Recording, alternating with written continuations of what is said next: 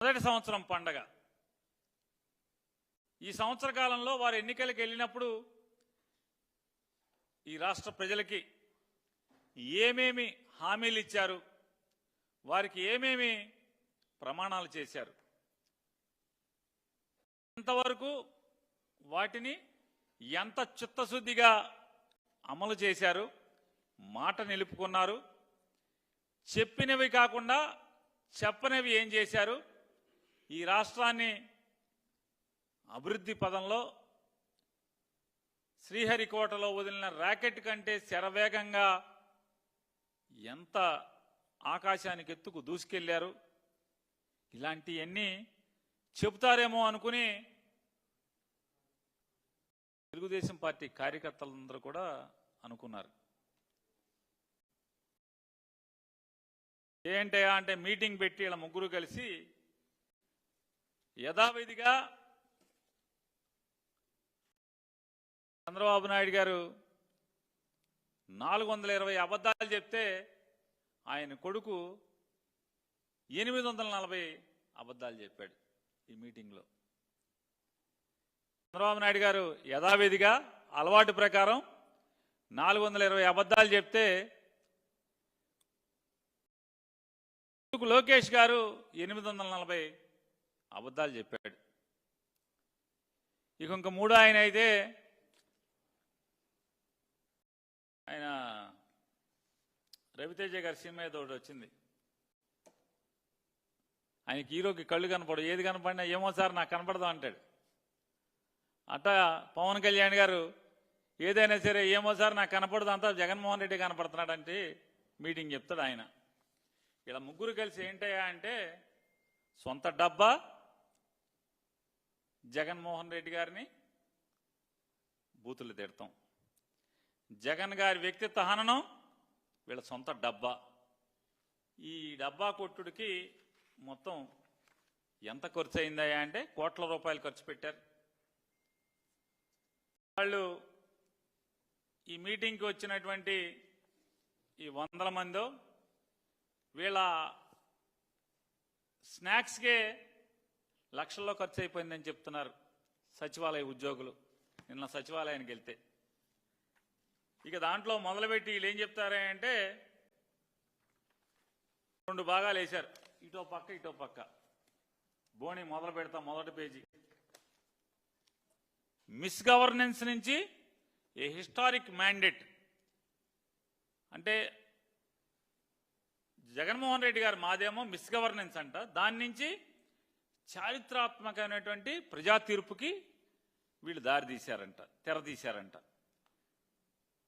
ఈ డబ్బాల్లో కొట్టుకుంటూ జూన్ 4న unpredicted result in the country, దేశం మొత్తం మీద ఊహించని గెలుపు, 94% strike rate, mandate reflects the people's hope on NDA alliance. ఇక భగవంతుడు తెలియాలి ఎన్డీఏ అలయన్సా ఇది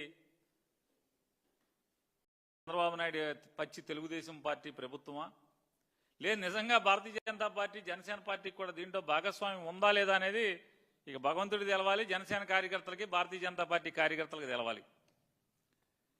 super 6 and election manifesto played a key role in the peoples verdict. ప్రజా తీర్పులో సూపర్ 6 అనేది ఎలక్షన్ మేనిఫెస్టో, ఈ రెండు కూడా ప్రజా తీర్పుని ప్రభావితం చేయడంలో అద్భుతంగా పనిచేసి తద్వారా వీళ్ళు వచ్చేసామని చెప్తున్నారు. ఏంటంటే అంటే దాంట్లో చెప్తారు అన్ని అసత్యాలు. నీతి ఆయోగ్ 2019 నుంచి 24 దాకా అంటే జగన్మోహన్ రెడ్డి గారి పరిపాలన వరకు డేట్లు వేసి నీతి ఆయోగ్ చాలా అలార్మింగ్ ఫిజికల్ డెఫిసిట్స్ ఉన్నాయని చెప్పిందంట. అలాగే 2022-23 స్కోర్డ్ 0 ఆన్ డెట్ సస్టైనబిలిటీ అంటే అప్పు తీసుకుంటాకి లేదా అప్పు వాయిదా చెల్లింపుకి కూడా స్తోమత లేని పరిస్థితిలోకి 2022-23లో వచ్చింది.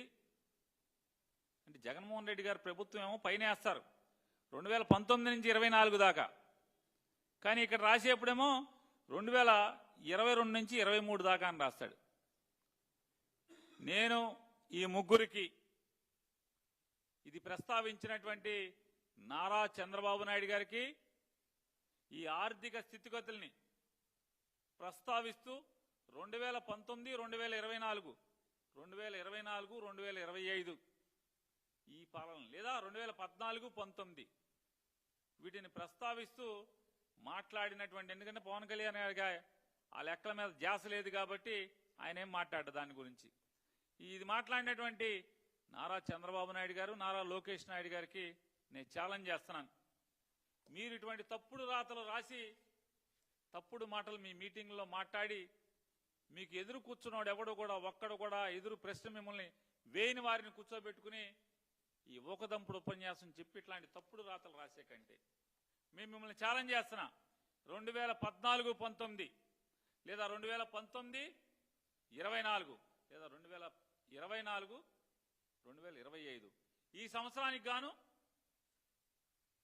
నెట్ సస్టైనబిలిటీ ఏంటి, ఎవడి ప్రతాపం ఏంటి, ఎవడి స్థితిగతులు ఏంటి, మా పరిస్థితి ఏంటి, లేదా మీ డొల్లతనమా, లేదా మాది డొల్లతనమా, మీది గొప్పతనమా ఛాలెంజ్ చేస్తున్నాం. చంద్రబాబు నాయుడు గారు వస్తారా, లోకేష్ నాయుడు గారు వస్తారా? చర్చకి రండి. మీరు సంవత్సరానికి ఈ ఒక సంవత్సరంలో పాపం ఎవరిది? మీది. 2014, 19 మధ్యలో పరిమితులకు మించి పరిమితులు దాటి హద్దు లేకుండా చేసిన అప్పుని సరిదిద్దే క్రమంలో చేసినటువంటి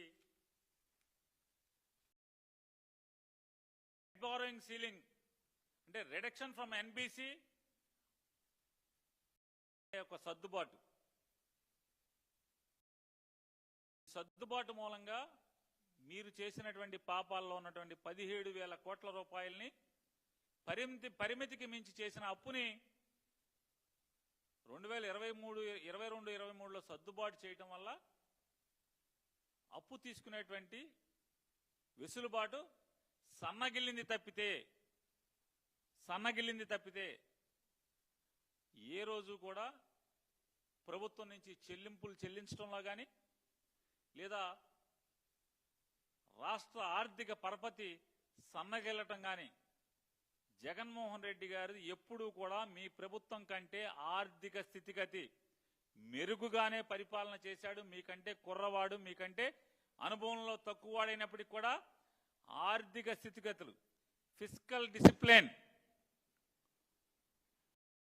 ఆర్థిక క్రమశిక్షణ పాటించడంలో ఈ రాష్ట్రాన్ని ఆర్థిక పరిస్థితుల దృష్ట్యా లేదా ఆర్థికంగా నిలబెట్టడంలో ప్రత్యక్ష పన్నుల వసూళ్లలో కానీ లేదా బ్యాంకులకి ప్రభుత్వం జమ చేయాల్సినటువంటి చెల్లింపుల్లో కానీ ప్రతి దాంట్లో జీడిపి తీసుకున్నా ఏది తీసుకున్నా కూడా మీ ప్రభుత్వం కంటే మీ 6 ఏళ్ల ప్రభుత్వంతో పోల్చుకుని మా 5 ఏళ్ల ప్రభుత్వం మీరు 14, 19 లేదా 24, 25 లేదా జగన్మోహన్ రెడ్డి గారి యొక్క 19, 24 మధ్య ఈ 6 ఏళ్ళ లేకపోతే ఆ 5 ఏళ్ళు ఈ 5 ఏళ్ళ 6 ఏళ్ళు 5 ఏళ్ళ మీ ఇష్టం. అంతేగాని మీకు ఎదురు చెప్పని మనుషుల్ని ముందు పెట్టుకుని మిమ్మల్ని ప్రశ్నించేవాడు ఎవడో కూడా ఆ పందిడిలో లేకుండా చేసుకుని నోటికొచ్చిన అసత్యాలు, తండ్రి 420 కొడుకు 840 అసత్యాలు చెప్పినంత మాత్రాన ఈ రాష్ట్రంలో ఉన్నటువంటి ఆర్థిక స్థితిగతులు జరిగినటువంటి ఆర్థిక రికార్డులు అయ్యి కూడా గాలిలో కలిసే రికార్డులు కాదు, ప్రతిదీ కూడా పుస్తకాల్లో నిక్షిప్తమై ఉన్నది. తెలుసుకుంటే మంచిదని చెప్పని ఎంతసేపు జగన్మోహన్ రెడ్డి గారి మీద బోరదేసే కార్యక్రమం. నిన్న పచ్చిగా ఎంత దగాకోరుగా నిన్న మాట్లాడతారు. లోకేష్ గారు మాట్లాడతారు, చంద్రబాబు నాయుడు గారు మాట్లాడతారు. ఎన్నికల ముందు 14 లక్షల కోట్లు అప్పు తెచ్చి